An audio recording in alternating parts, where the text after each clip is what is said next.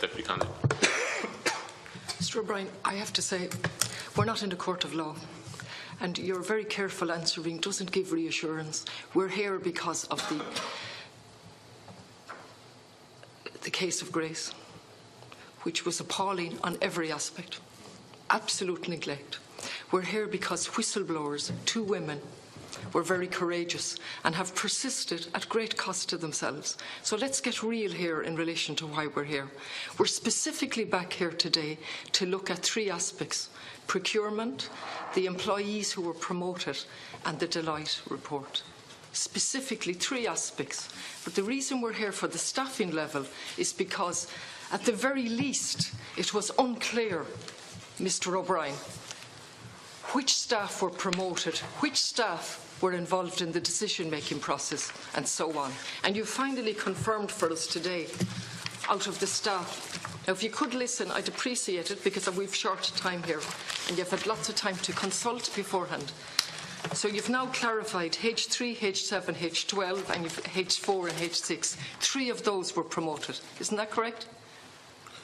Well, yes or no? The information is as I've set it out. No, please, no more information. Please. I've had to work very hard, as the other members have had here. We've had to put in specific questions to ensure that you were prepared. 5 staff, 3 have been promoted. Is that correct? In the course of their careers, okay, yes. I want you to tell me precisely, in the course of Grace's life and their responsibility for Grace when they were promoted, please. The first one is H3, promoted to the 2nd level of the grade. When, please? If you don't know, please, your colleagues might find out. No, I have the information. Good. But before I answer a specific question, I need to address your opening remarks to me. Yes. The reason I am here, as I understand it, is because the committee has concerns about the accuracy of answers given before. So it is a little odd to be criticised for being careful in my answers in a situation where it's the precision of my answers that is the very subject. Point taken. No, there's no point taken by me. Sorry, Chair. Now, I'm really just. You're here as. What is your salary, Mr. O'Brien? It's a matter of public record yes. that it is something very slightly over €190,000. Okay, no, that's okay. So you're presiding over a major organisation with a major budget. We're talking about a specific case here, the cost of which I'll come back to so far to the taxpayer, not to mention the damage done. So that's the context. Now I'm asking you in relation to the staff, when were the 3 staff promoted, please? Take the first one quickly, H2. H3, I think you mean. H3, yeah. I've put on my glasses now, Mr. O'Brien. Thank you. Yeah. H3, according to the information available to me, was last promoted on the 1st of the 12th, 1991. Okay, last promoted. Okay, next one, H7. In other words, the individual achieved the grade at which they retired on that date. Okay. Keep going, yeah. H7. H7 was promoted to the 2nd level of the grade and remained in that role until 2010. When was the promotion given? I'll tell you. Can I leave it to your colleagues to come back? Listen. Okay. I know you don't want me to be careful in my answers, but I feel obliged to be. Mr. O'Brien, okay. I'm not, please, Chair, I'm not on about careful here. I'm on about time. I think we'll just move on. We'll just answer the question. Yeah. The last promotion as such, according to the information available to me, was on the 10th of June 1996. She was promoted to the 2nd level of the grade and remained in that role until 2010. So you're saying when that promotion occurred? The 10th? That person was promoted to a grade higher than the grade that they left on in 1996, and they reverted back a year or so later. I tell you what I'm going to do, Chair, now, please, if you could. I'm going to ask for that to be written and given to us within a few days when they were promoted. It's a very specific question. Yeah, I'm limited. I think that's a good request. Yeah. If you could just list off the people. They're here. Sorry, no. It's laid out here. I'm not taking any more of my time on this. Okay. This is when were they promoted? It's simple question. Mr. O'Brien, but basically, what I'll ask is for each individual, can you just write us by middle of next week and just outline when they were promoted and to what grade. Okay. That's no difficulty, Chair. Thank you. Okay. Now let's go to the cost of the reports. My quick figures here bring it up to $500,000, 534,940. I'm on page 4 of 6.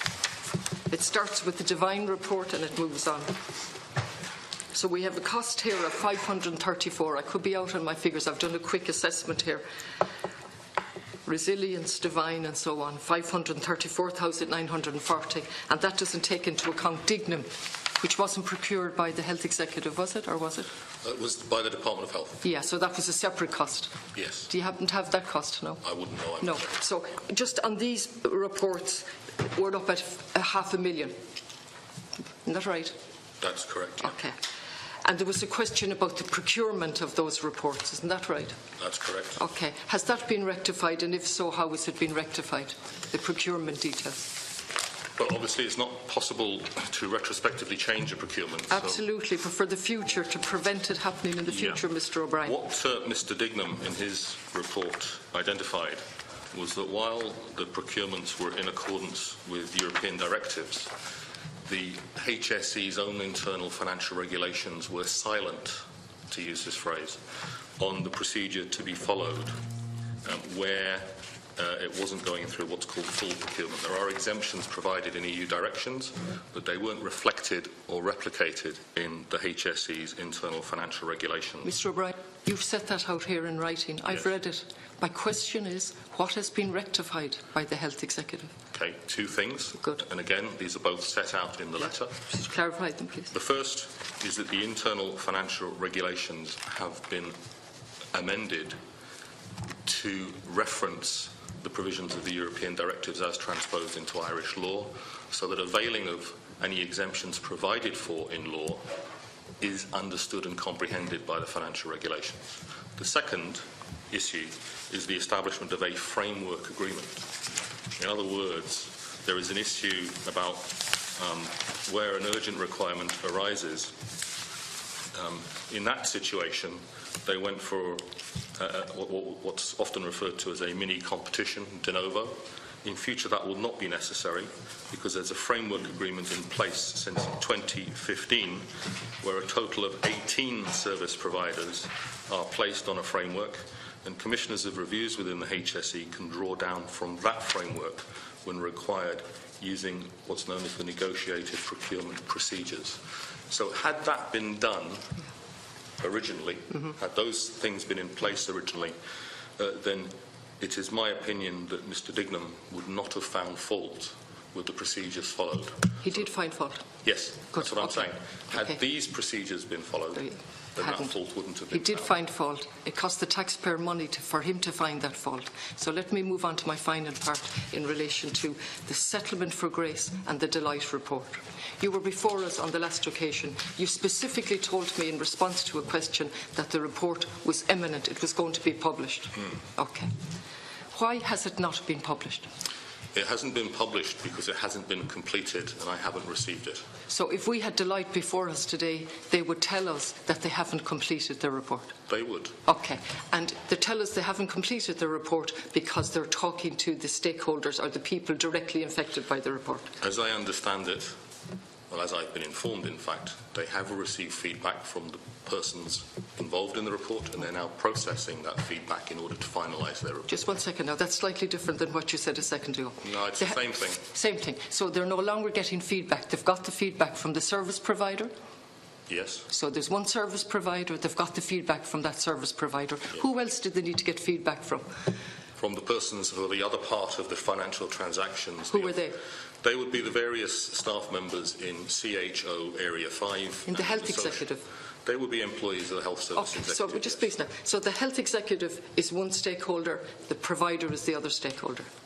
I'm referring to the individual staff. The Health Service Executive, through me, is the Commissioner of the review as a corporate body. Mr. O'Brien, at this point, on your salary and what it has cost the taxpayer to get this far, there's an independent inquiry in being, and there's somebody who has suffered tremendously, and whistleblowers who have suffered tremendously. Please,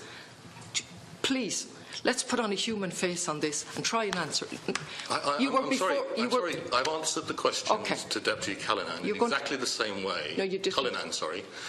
And with exactly the same meaning as I'm answering. Okay, let me just please, maybe I'm a little slower, maybe it takes me a little longer to comprehend things. A report commissioned a year ago, over a year ago, isn't that right? Yes.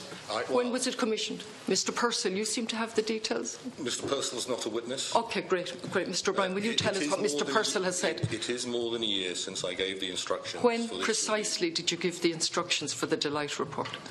I gave the instructions immediately following the February hearing of the Public Accounts Committee, which was the day before the 2016 general election. In a different government prior to the election, and you commissioned a report. That was in February. We're now in June 2017, and the report hasn't come out.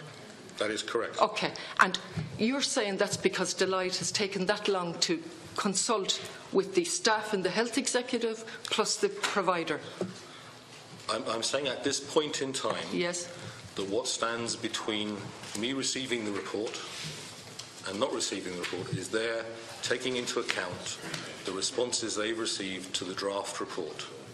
Now, the feedback, you asked me a question, who gave the feedback from the Health Service, CH05? The Chief Officer, Aileen Colley, will have given that feedback based on her review of HSE records, bearing in mind that she was not in post at the point in time when these issues arose. Chairperson, could you just kind of clarify what time I've left here? Is it a minute or 2 minutes or what?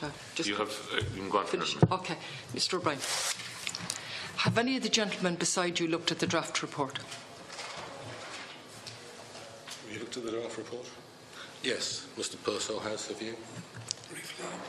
He has, yes. Okay.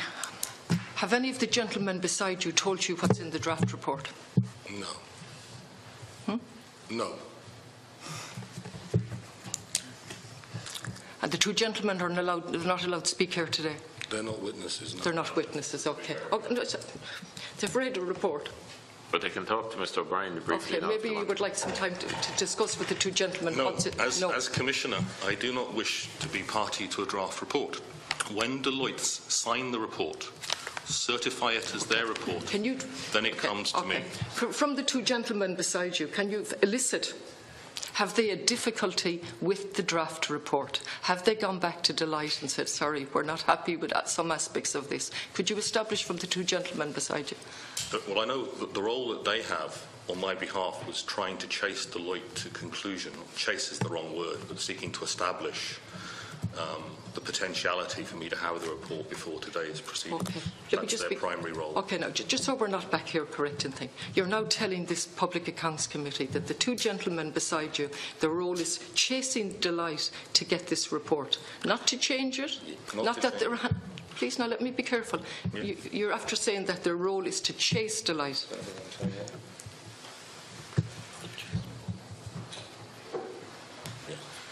They would have chased, and chased is perhaps the wrong word, but I think we know what I'm trying to say, both the people carrying the report and any internal stakeholders to conclude their feedback to Deloitte as quickly as possible, but not to influence that feedback. It's absolutely ridiculous the length of time that this is taken.